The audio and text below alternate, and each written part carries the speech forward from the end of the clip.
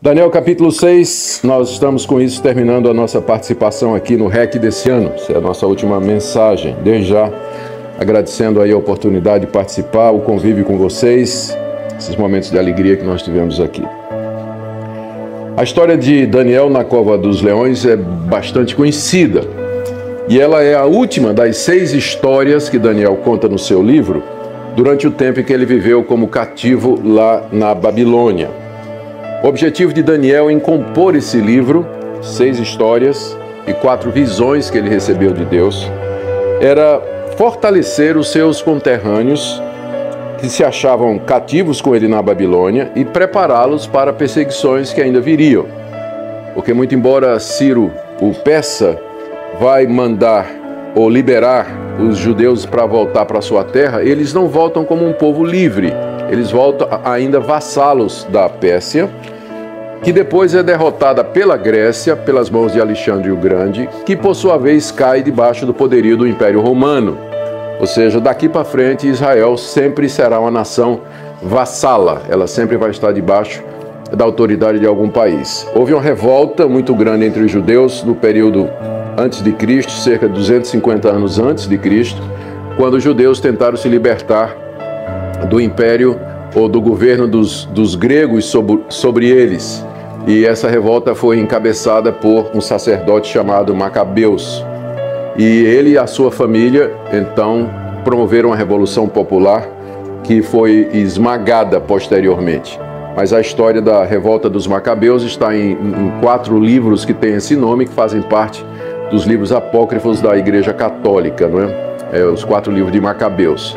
Mas mostra, então, como, de acordo com a profecia de Daniel, esse povo seria ainda cativo muitos anos.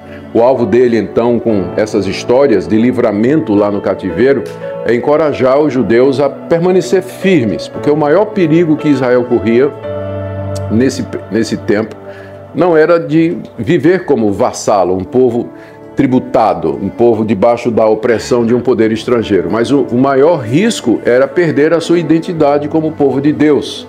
Perder a fé no Deus verdadeiro, perder a prática da verdadeira religião, se aculturar a maneira de viver do mundo ao seu redor. E o que nós vemos aqui no livro de Daniel é um chamado à resistência. Desde o primeiro capítulo, quando Daniel e seus amigos resolvem não se influenciar pela cultura dos caldeus, até essa última história que Daniel conta, quando ele já estava velho, já bem idoso. Apenas para lembrar vocês, o último relato que nós estudamos foi dos amigos de Daniel sendo lançados na fornalha ardente. Depois disso, Daniel regressa à Babilônia e tem um episódio em que o rei Nabucodonosor é acometido de loucura, como castigo de Deus por ter se envaidecido pela construção de Babilônia. E Daniel então fala com ele e diz: Rei, você tem que se arrepender da sua arrogância, você tem que reconhecer que há um Deus nos céus e que você não é Deus e que Deus reina supremo através de você. Aparentemente, Nabucodonosor não aprendeu a lição. Essa história está no capítulo 4. Ele morre e a dúvida sobre se Belsazar, que aparece no capítulo 5 como rei da Babilônia, era filho ou neto dele. Os historiadores aí não têm muita certeza. Mas Belsazar o substitui e todo mundo lembra aquela história.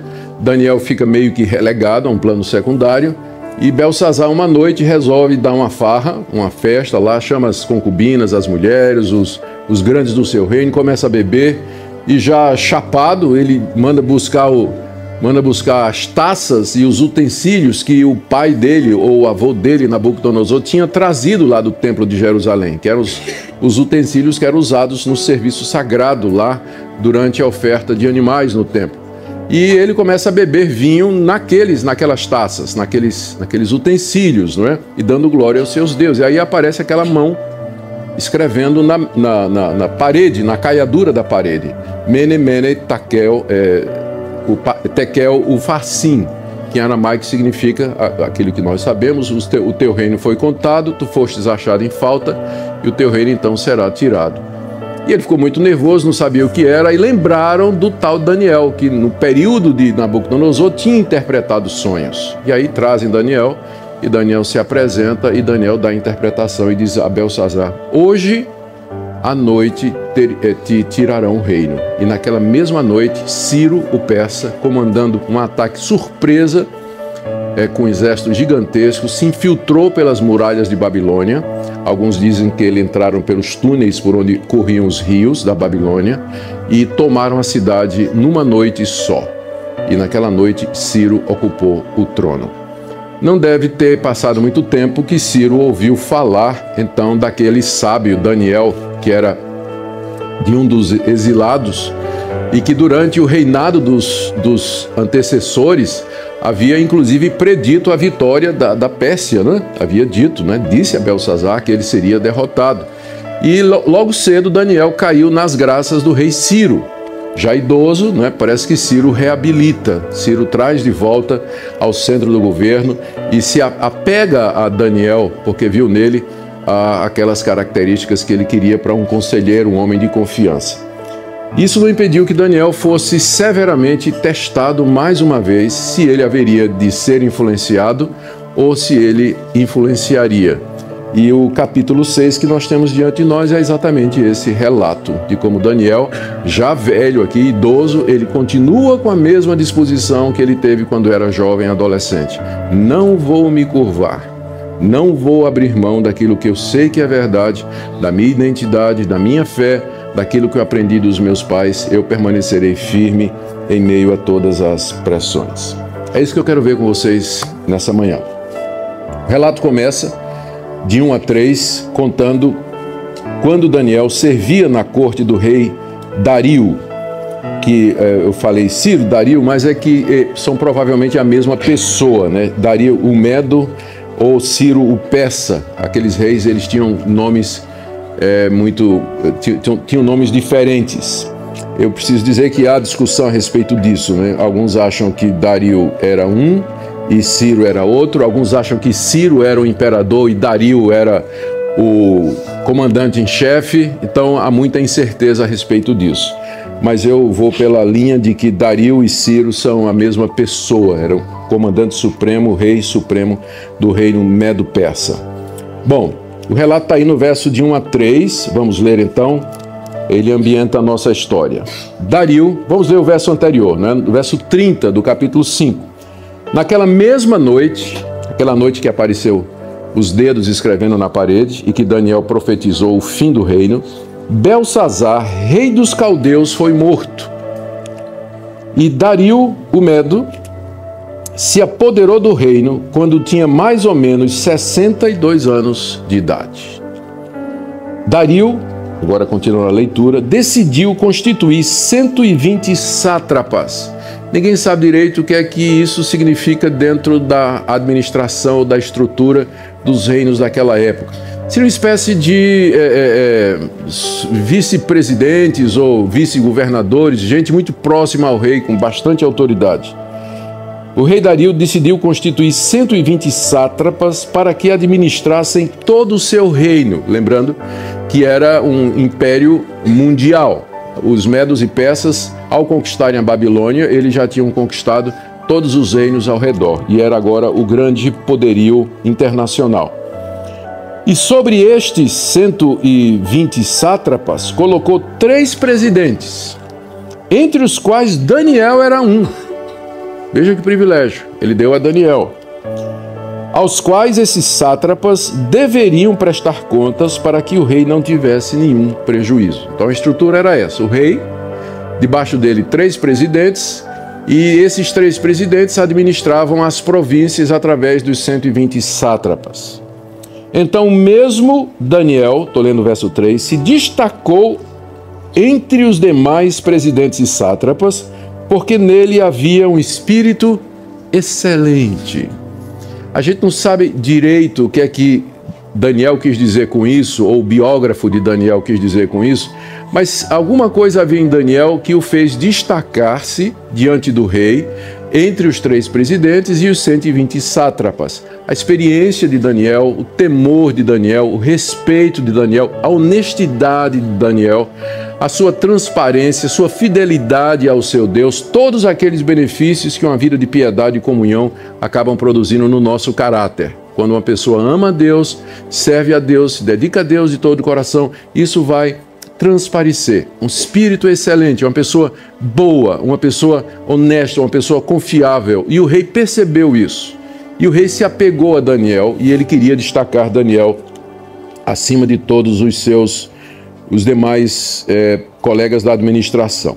E a gente fica ainda mais impressionado quando lembra que Daniel, ele era do povo conquistado. Ele não era um medo, ele não era um persa, mas ele era um judeu, um daqueles muitos povos que haviam sido conquistados, não é? Membro de uma raça destruída. Geralmente o que acontecia quando um rei tomava outro é que ele acabava com toda a corte, né? Acabava com todos os conselheiros anteriores e tudo, e colocava gente da sua própria raça no lugar. A gente já viu isso.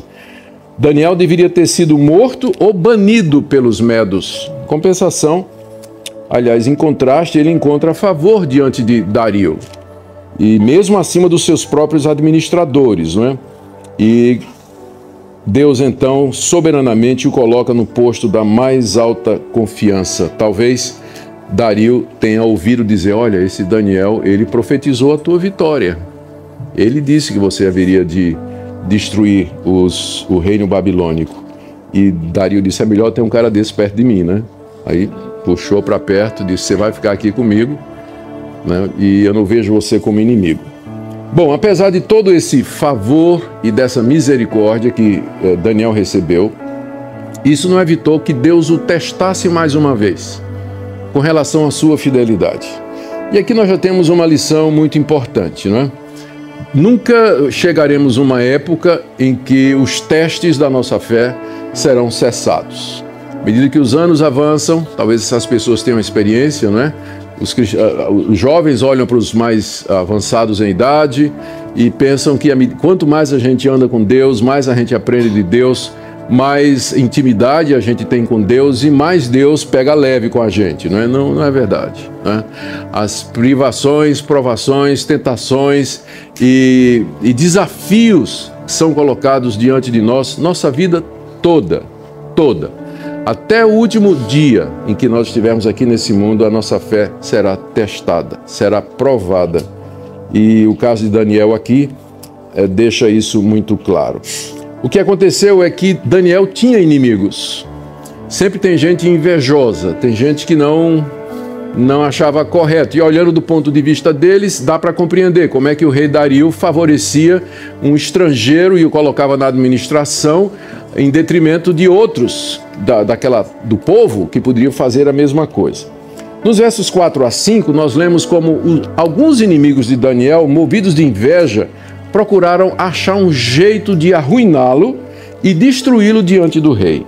Versos 4 e 5. Então os presidentes, que eram os outros dois, não é?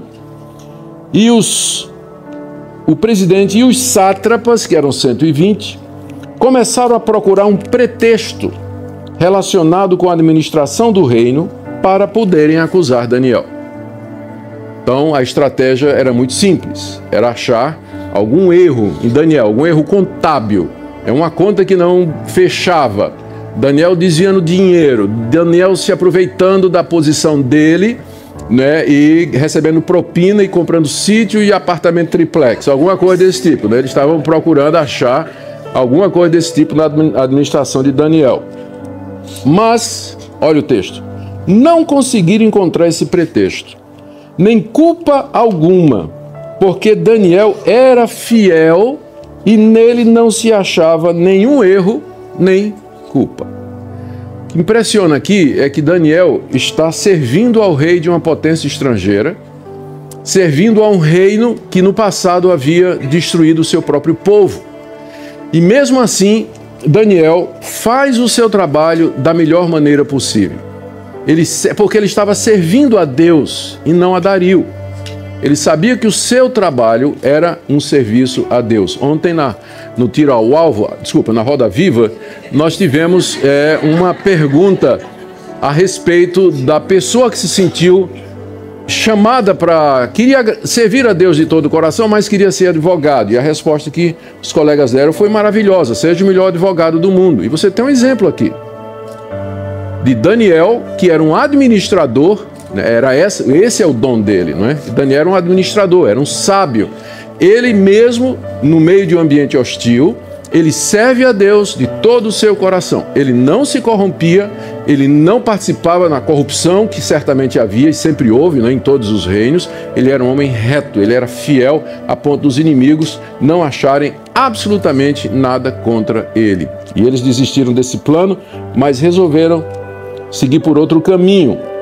O verso 5. Então esses homens, inimigos de Daniel, disseram: nunca acharemos um pretexto para acusar esse Daniel, a menos que procuremos algo relacionado com a lei do Deus que ele adora. Aqui eu esqueci de dizer uma coisa que eu acho que é importante. De vez em quando chega um membro da igreja, né, para o pastor e diz assim: pastor, ore por mim porque eu perdi meu emprego.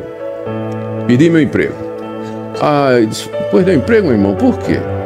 Não, pastor, é porque o meu patrão ele é preconceituoso, né? Eu sou evangélico e ele não gosta de evangélico. Ele fica me perseguindo, fica achando motivo, achando coisa e tanto fez que acabou me botando para fora porque eu sou crente.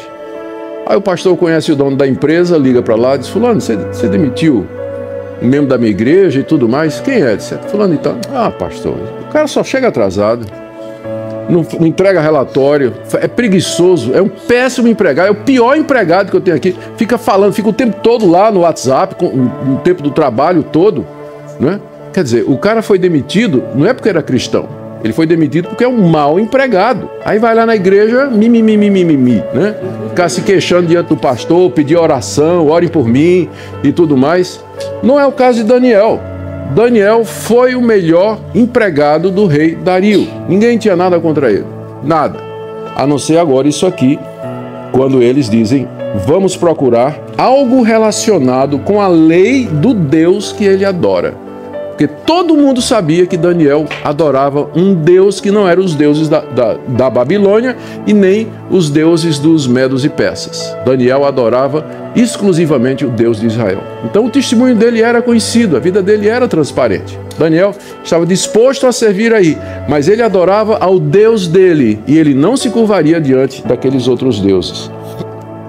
E aqui então esses homens resolvem uma estratégia para pegar Daniel exatamente naquilo que Daniel considerava a coisa mais preciosa, que era a sua fé e o seu relacionamento com Deus. Do verso 6 até o verso 9, nós temos aqui o registro de como esses homens conseguem convencer Dario a passar um decreto absurdo, mas cujo alvo era destruir Daniel. Versos 6 a 9. Esses presidentes e sátrapas foram juntos falar com o rei e disseram: que o rei Dario vive eternamente. Todos os presidentes do reino, os prefeitos e sátrapas, conselheiros e governadores, concordarem que o rei baixe um decreto e sancione um interdito, ordenando que todo aquele que nos próximos 30 dias fizer um pedido a qualquer deus ou a qualquer homem, e não ao Senhor, ó rei, seja jogado na cova dos leões. Portanto, ó rei, sancione o interdito e assine o documento, para que não seja mudado, segundo a lei dos medos e dos persas, que não pode ser revogada. E assim o rei Dario assinou o documento e o interdito. Os reis medos e persas, eles eram considerados como filhos de Ormuz, que era o chefe dos deuses da Pérsia. Na Babilônia era Bel, né? Casado com Melita, a deusa Melita, e os reis eram considerados como filhos, mas agora nos medos e persas é outro deus, é o Ormuz. Então Dario era considerado como sendo filho de Ormuz, como sendo divino. Bom, aqui esses homens maus apelaram para o ego de Dario e também para uma estratégia que parecia politicamente boa, ou seja, fortalecer a autoridade de Dario sobre o reino recém-conquistado. Então, dar a ele um status de divindade durante 3 dias, para que nesse período ficasse estabelecido que ele de fato era o imperador supremo e que todos deveriam obedecer. Então, do ponto de vista de Dario, ele não percebeu dificuldade nenhuma, né? Todo o ambiente estava preparado, desde a concepção de que os reis governavam pelo decreto divino, eram filhos dos deuses, até a necessidade de impor a autoridade dele àqueles povos que ele havia acabado de conquistar. Agora, o alvo da lei, na verdade, era outro. Esses homens não estavam interessados em fortalecer a identidade de Dario como chefe supremo, nem tinha outra visão, qualquer outro objetivo político. O que eles queriam era pegar Daniel. E vocês veem que isso aqui é política, né? Isso funciona até o dia de hoje. De repente você vê o governo passando uma lei, saindo, ou aparece um projeto de lei, parece até muito legal, mas a verdadeira intenção está nos bastidores. Quem eles querem pegar, quem eles querem atingir, a quem eles desejam beneficiar. Então essa é a política do mundo. E frequentemente ela é usada para pegar os cristãos, para prejudicar os cristãos. E foi o que aconteceu aqui. Visava alcançar Daniel e os demais judeus. Essa lei só prejudicava Daniel, porque os demais povos, como nós já dissemos aqui, eram politeístas, adoravam muitos deuses. E esses deuses não concorriam entre si, eles dividiam seus adoradores. Então adorar o rei Dario e orar ao rei Dario durante 30 dias, qualquer adorador de Hormuz, de Bel, de Baal, de Dagon, de Renfã, poderia fazer sem prejuízo nenhum para a sua religião, para a sua consciência. Mas essa lei pegava exclusivamente Daniel e os demais judeus. Pegava exclusivamente Daniel e os demais judeus. O que você tem aqui, como eu disse, é um paradigma da perseguição religiosa do Estado contra a igreja, que começa naquela época e continua até os dias de hoje. Algumas leis que são passadas, às vezes em nome, um exemplo, nos Estados Unidos, escola pública. Então, primeiro amendment lá da lei americana, que fala da liberdade de expressão e de religião, da liberdade individual, de ir e de vir e tudo mais, é uma lei que garante ao cidadão todos esses direitos. Aí o que é que se interpreta?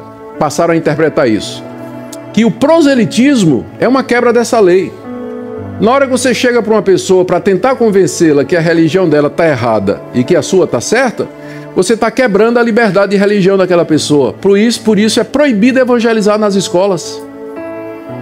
Passar essa interpretação da lei. Então, o evangelismo nas escolas públicas, ele é feito assim com muita cautela pelos cristãos, porque tem essa lei que é baseada aparentemente numa coisa boa, resguardar a liberdade de expressão de todo mundo.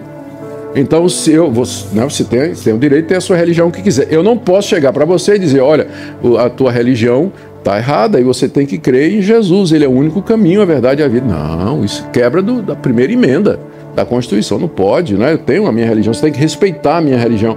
Então, parece ser uma coisa boa, mas ela visa pegar e impedir o trabalho evangelístico e a difusão do cristianismo nas escolas públicas, por exemplo. Daí, então, a proibição de orar, porque nas escolas públicas, antigamente, se orava antes de começar as aulas, agora não pode mais.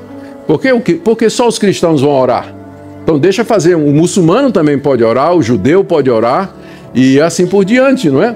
E por aí vai, são leis que são passadas que a gente não percebe, só mais adiante a gente sente a pancada, né? Porque na hora a gente não vê, mas adiante a gente sente a pancada. Então isso continua sendo feito até o dia de hoje, Bom, Daniel resolveu desobedecer.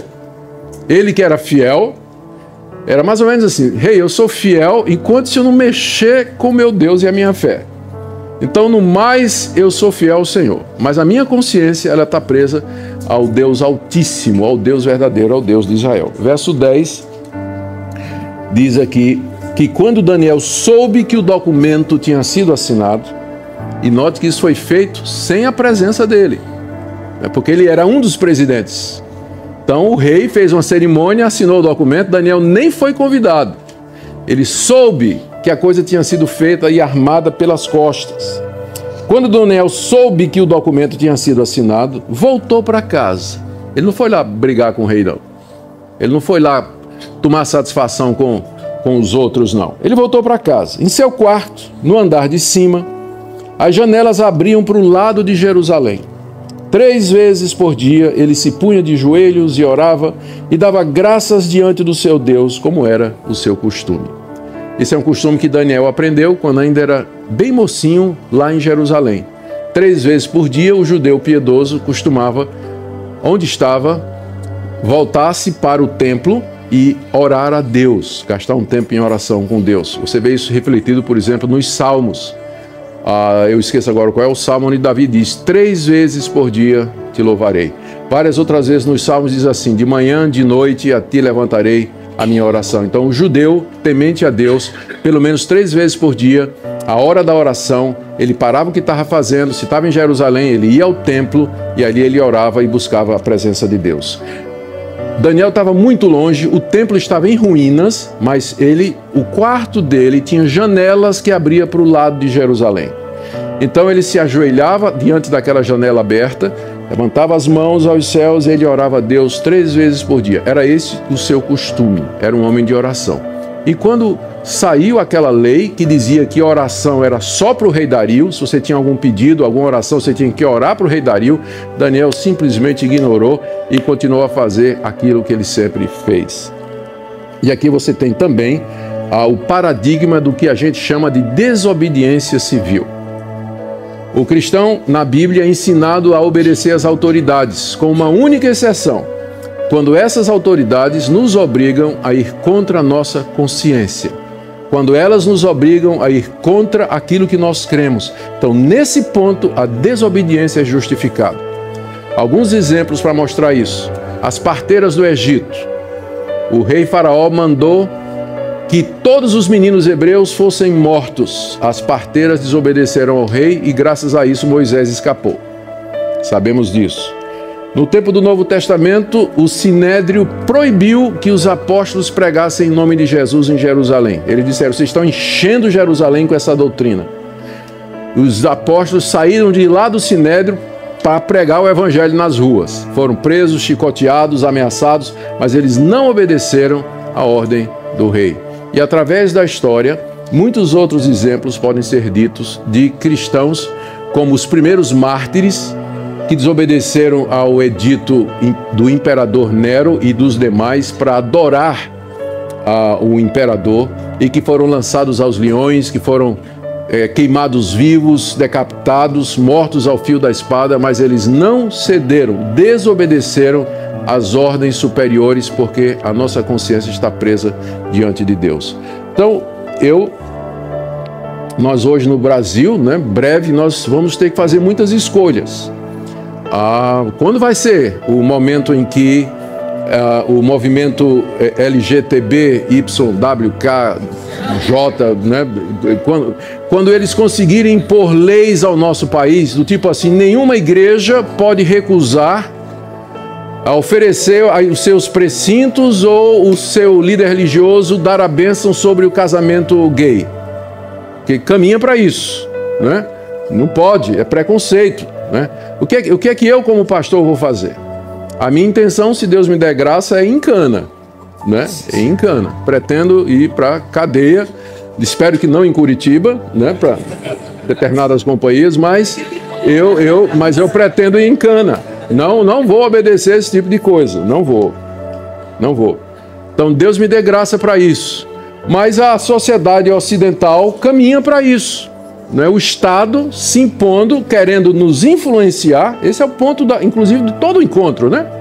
Querendo nos influenciar e fazer com que nós esqueçamos quem nós somos, que nós vendamos a nossa lealdade e nos tornemos traidores de Cristo. É isso que eles querem.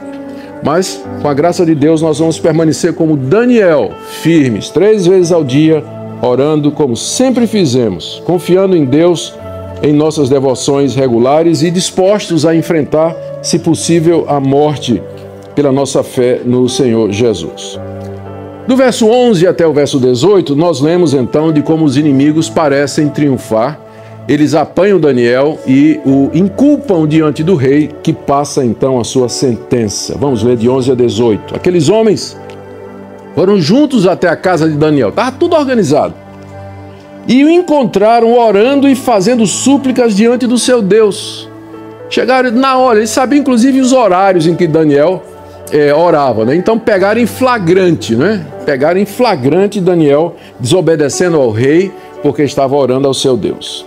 Depois se apresentaram ao rei para falar a respeito do interdito real e perguntaram ao rei: não é verdade que o Senhor assinou um interdito ordenando, no espaço de 30 dias, que todo homem que fizesse um pedido a qualquer deus ou a qualquer homem, e não ao Senhor, ó rei, fosse jogado na cova dos leões? E o rei respondeu: sim, o interdito está em vigor, segundo a lei dos medos e dos persas, que não se pode revogar, que não pode ser revogada. Esse era um costume da cultura medo e persa, que quando o rei baixava um edito, nem mesmo o rei podia revogar aquele edito, né? Era a lei dos medos e persas que não podia ser revogada, né? Não podia ser revogada. Então eles disseram ao rei, estou no verso 13, esse Daniel, que é dos exilados de Judá, daquele povinho que Nabucodonosor conquistou e que trouxe como exilado para cá, faz pouco caso do Senhor, ó rei, e do interdito que o Senhor assinou. 3 vezes por dia ele faz a sua oração ao Deus dele e não ao Senhor. Ao ouvir isso, o rei ficou muito triste. Compare com Nabucodonosor, quando descobriu que os 3 jovens não iriam adorar a estátua de Nabucodonosor. Diz lá o texto que Nabucodonosor ficou irado, né? A cara dele mudou. Mas aqui Dario ficou triste porque agora ele percebeu que tinha sido enganado. Ele tinha sido manipulado. Tinha sido usado pelos interesses dos seus subalternos. Né? Foi apanhado numa armadilha, porque ele gostava de Daniel. Ele tinha preço por Daniel. O rei ficou triste e decidiu livrar Daniel. Tão triste ele estava que resolveu fazer o que era impensável, né? E até o pôr do sol se empenhou por salvá-lo. Não é dito aqui que empenho foi esse, mas imagine que foi do tipo assim, reuniu o conselho dele, a corte, e disse, olha, eu fui enganado aqui, eu passei uma lei aqui que eu pensei que estava beneficiando o reino, mas agora eu estou vendo que tinha fins políticos. Estão querendo derrubar um dos conselheiros mais importantes do reino, que é Daniel. Não tem um jeito disso voltar atrás? E os outros disseram, rei, o senhor assinou, não tem jeito, é o nosso costume, lei dos medos e persas, não pode revogar, não tem como o senhor voltar atrás nisso aí. Aqueles homens, verso 15, né, aqueles que tinham promovido tudo isso, foram juntos ao rei e disseram, lembre-se, ó rei, que é uma lei dos medos e dos persas, que nenhum interdito ou decreto que o rei sancionou pode ser mudado. Aí o rei viu que não tinha jeito. Vocês percebem que já é uma diferença aqui no sistema de governo, né? Nabucodonosor era rei absoluto. O que Nabucodonosor teria feito era mandado assar esses caras, né? Que ele gostava de uma fornalha, né? Nabucodonosor tinha mandado assar os caras. Mas na média persa, o rei, ele governava, era mais um parlamento. Ele era rei, mas ele tinha que governar junto com aqueles presidentes e conselheiros. Então, uma espécie de conselho, né? Ele precisava do apoio político daquele pessoal. Não era um rei absoluto como era Nabucodonosor. Então, finalmente, verso 16, o rei ordena que trouxessem Daniel e o jogassem na cova dos leões. Nabucodonosor matava os inimigos assando, né? E Dario e os medos e persas, o método predileto de execução era através da cova dos leões. Naquela época, a caça de leões era um esporte e os poderosos guardavam e tinham zoológicos particulares, onde os leões então eram os animais mais cobiçados. E certamente ali no reino, lá na Babilônia, havia essa criação de leões, especialmente para esse fim, né? Era assim que os inimigos do rei eram devorados. O rei então, no verso 16, ordenou que jogassem Daniel, não sem dizer antes, final do verso 16, o seu Deus, a quem você serve continuamente, que ele o livre.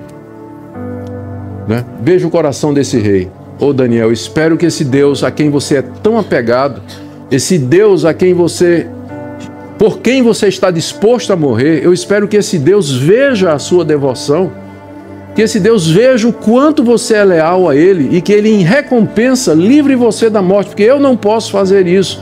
Então, sua última esperança é Deus, Daniel, que Ele, a quem você serve tão bem, tenha misericórdia de você. E aí manda que Daniel seja jogado. Aí do verso 17 em diante, a gente tem... aí no verso 17 nós lemos como... Ué, cadê o verso 17? Sumiu da minha Bíblia? Está aqui. Verso 17. Foi trazida uma pedra e ela foi colocada sobre a boca da cova. E o rei selou a pedra com seu próprio anel e com o anel dos homens importantes, aquilo que eu falei, né? Ele não governava sozinho. Então o selo dele e dos homens importantes que estavam com ele, para que nada se mudasse a respeito de Daniel. A coisa foi muito bem tramada, né? Não tinha saída, não tinha saída mesmo.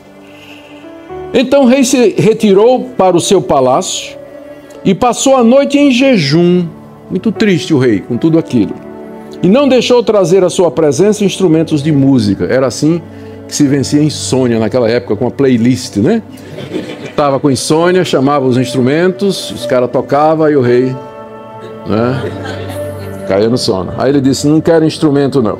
Hoje à noite eu vou passar a noite em jejum, em claro, né? Eu não sei, talvez ele estivesse lá falando com os seus deuses ou sei lá o quê. Mas de qualquer forma, isso mostra a compaixão que o rei tinha de Daniel. Do verso 19 em diante, nós lemos como Deus interferiu, de fato, Deus atendeu a fidelidade de Daniel e interferiu, salvando e exaltando diante do rei e diante dos seus inimigos. Verso 19, pela manhã, ao romper do dia, o rei se levantou e foi depressa à cova dos leões. E ao se aproximar da cova, chamou Daniel com voz triste. É interessante isso, o rei tinha esperança, né? Parece que ele também tinha confiança no Deus de Israel. E o rei disse a Daniel, Daniel, servo do Deus vivo, será que o seu Deus, a quem você serve continuamente, conseguiu livrá-lo dos leões? Humanamente era impossível um ser humano ser jogado numa cova de leões famintos, né, que são treinados exatamente para isso, mas o rei aqui acredita no milagre, ele está aberto para essa possibilidade. E qual não foi a surpresa dele que, em vez de ouvir, ele ouviu a voz de Daniel. E o Daniel disse, verso 21, que o rei viva eternamente. Era essa forma de saudação no Antigo Oriente.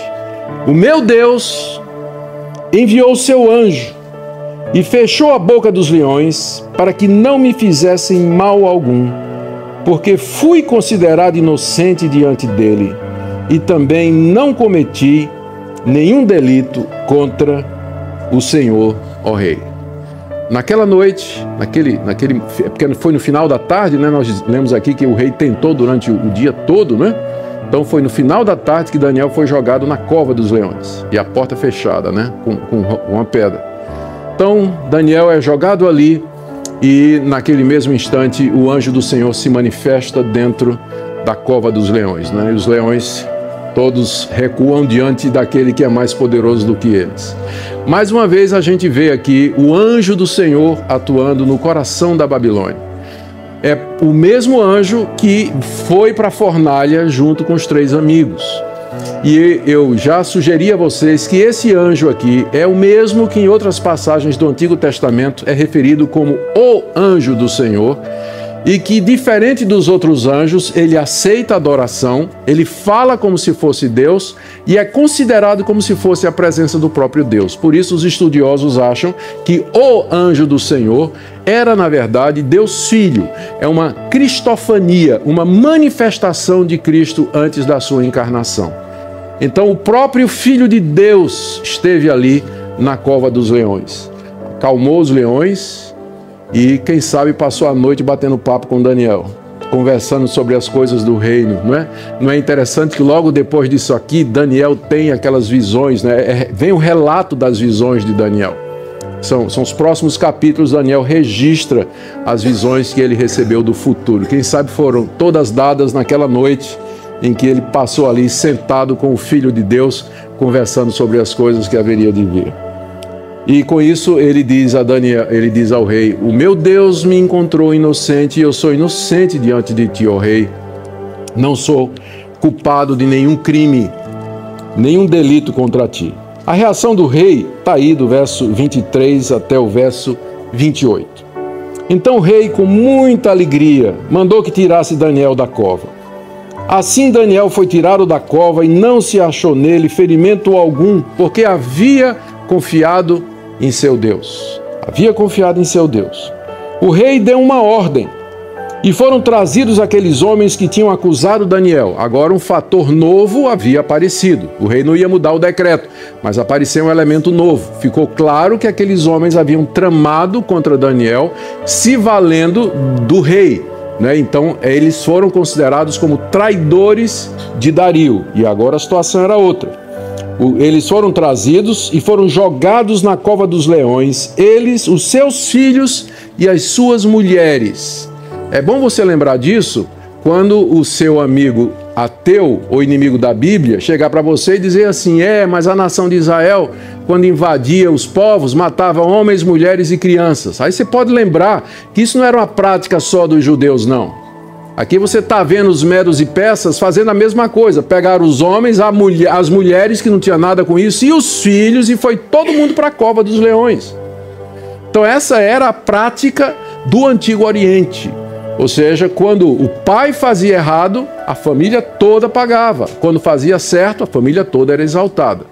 Então, em vez de você... Porque às vezes o pessoal diz, né, que o Deus de Israel era um Deus cruel, só ele fazia isso. Olha como eram os deuses dos medos e persas. Olha como era a cultura daquele povo também, antes de você aceitar esse tipo de crítica que eles fazem, desconhecendo a arqueologia, desconhecendo a história e os costumes dos povos antigos. Mandaram a família toda para dentro da cova dos leões. E os leões, diz aí o texto, ainda eles não tinham chegado no fundo da cova, e já os leões se apoderaram deles e lhes migalharam todos os ossos. O bichinho tinha passado a noite com fome, né? E agora chegou o breakfast. E eles pularam no breakfast e acabaram com tudo, né? Aqui está a vitória de Deus sobre os seus inimigos. Agora vocês notem que, diferente de uma determinada música evangélica que incentiva a gente a ver a queda dos inimigos, né?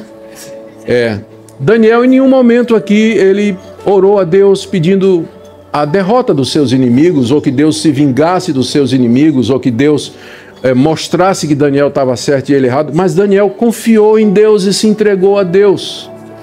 É diferente, não é, da atitude do mundo, né, ou de determinadas religiões que clamam a Deus, né, por vingança e querem mesmo que os inimigos sejam destruídos, que os inimigos sejam derrotados, quando o nosso espírito é outro. O nosso espírito de fato é orar pelos inimigos, bendizer aqueles que nos maldizem e fazer bem aqueles que nos fazem mal. Daniel não queria o mal dos seus inimigos. Deus se encarregou de fazer isso. Deus se encarregou de dar a vitória, porque a vingança é de Deus, ela não é nossa. A nós compete nos entregarmos na mão de Deus e dependermos dele. Olha o resultado de tudo, está aí do verso 25 em diante. O rei Dario escreveu às pessoas de todos os povos, nações e línguas que habitavam em toda a terra. Lembrem que os medos e persas tinham domínio do mundo conhecido da época. O rei então manda um edito, uma carta para ser lida em todos esses lugares, dizendo que a paz lhes seja multiplicada. Faça um decreto pelo qual em todo o domínio do meu reino todos tremam e temam diante do Deus de Daniel.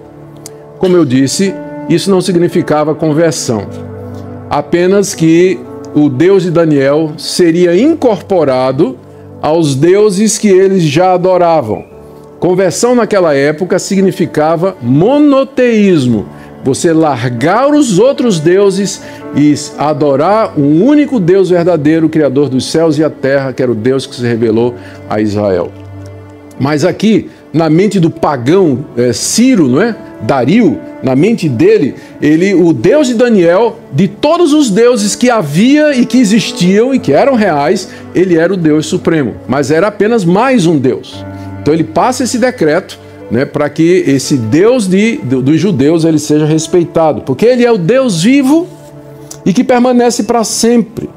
O seu reino não será destruído e o seu domínio não terá fim. Interessante que essas são as palavras que aparecem na visão, na primeira visão que Daniel interpretou, que foi do sonho de Nabucodonosor, quando aquela rocha esmaga os pés daquela estátua gigante e cresce e enche a terra, e Daniel explica que aquele é o reino que não será destruído, que é o reino de Deus, e o seu domínio não terá fim. Ele livra, salva, faz sinais e maravilhas no céu e na terra. Foi ele quem livrou Daniel do poder dos leões. Eu já disse a vocês que, muito provavelmente, você tem aqui a origem daqueles magos que vieram do Oriente para Belém para adorar o recém-nascido rei dos judeus. Eu não tenho dúvida de que foi Daniel que influenciou aquelas culturas. Por onde ele viveu, né? Ele atravessa aqui o reinado de 4 reis. E ele influenciou, ele não se deixou influenciar pela cultura daqueles povos, mas ele influenciou, ele ensinou a palavra, ensinou aquilo que ele tinha aprendido a respeito de Deus, do Messias, do reino messiânico, de que o reino de Deus haveria de triunfar sobre todos os homens. E aí Daniel morre, mas o seu ensino permanece, é mantido como tradição. E 600 anos depois, os magos do Oriente, lá daquela região da Caldeia, Mesopotâmia, observando os céus, eles veem uma estrela diferente. Eles dizem, peraí, nós temos aqui, procura nos livros aqui de sabedoria, tem alguma coisa aqui sobre uma estrela? E aí eles encontram lá o ensino de Daniel, que é baseado lá em Deuteronômio, uma estrela virá de Judá e aponta para o Messias. E aí eles disseram, olha, isso aqui indica o nascimento daquele cujo reino não terá fim e que o rei Dario decretou para que todos reconhecessem dentro do seu reinado. E eles vieram lá do Oriente para Belém, seguindo a estrela, e eles apresentaram a Jesus aquelas ofertas, né? Então, só para corrigir, eles não eram, a gente não sabe se eram 3, e muito menos não eram reis, eram magos que vieram do Oriente, né? E trouxeram aqueles presentes para Jesus, provavelmente pela influência do ensino de Daniel.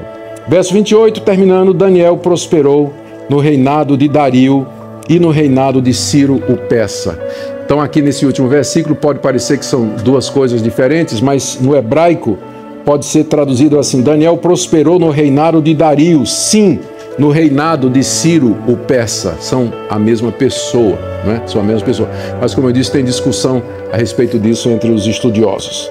Mas aqui, então, está o fim da história. E o que é que esse relato nos ensina? Deixa eu tentar aqui resumir e terminar com uma outra aplicação. Primeiro, Deus está no controle absoluto da história. Embora o seu povo estivesse cativo, embora o seu povo estivesse dominado por um poderio estrangeiro, embora o seu templo estivesse destruído, a sua religião estivesse fragmentada, Deus continuava supremo. Quando tudo parecia ir errado, Ele ainda era Senhor. Ele ainda manda o seu anjo, o seu filho, interferir na história e levar a história de acordo com aquilo que Ele planejou. Segunda coisa que isso aqui é importante para você. Se você não tiver plena consciência disso, que Deus está no controle, mesmo quando tudo parece errado, você vai ser influenciado em vez de você ser uma bênção. Segunda coisa que nós aprendemos aqui é que Deus permite que os seus servos sejam testados, mesmo com 80 anos, como era provavelmente a idade de Daniel aqui a essa altura. Não haverá um fim para os testes e as provas enquanto você estiver vivo aqui nesse mundo. Elas têm como objetivo fortalecer você, criar caráter, dar testemunho, falar do Deus a quem você serve. Então esteja preparado para enfrentar dificuldades na universidade, no seu trabalho, na família, nos relacionamentos, porque você é crente. Não sofra como malfeitor, maledicente, mentiroso, não. Mas se você sofrer como cristão, dê graças a Deus e não se envergonhe disso. É um privilégio sofrer por ser um servo de Jesus Cristo. Nós aprendemos também que, em terceiro lugar, que Deus é o Salvador do seu povo. Nós vimos aqui 3 ocasiões em que Deus resolveu livrar os seus servos fiéis de situações angustiantes. Mas lembramos também que todas as vezes esses servos simplesmente disseram, se entregaram na mão de Deus. Se Deus haveria de livrá-los ou não, era indiferente. Eles continuariam tementes a Deus da mesma forma. O relato bíblico nos mostra outras ocasiões em que Deus não poupou os seus servos. Eu já mencionei o caso de João Batista, que era considerado o maior no reino de Deus. Ele morreu decapitado na prisão. Os heróis da fé.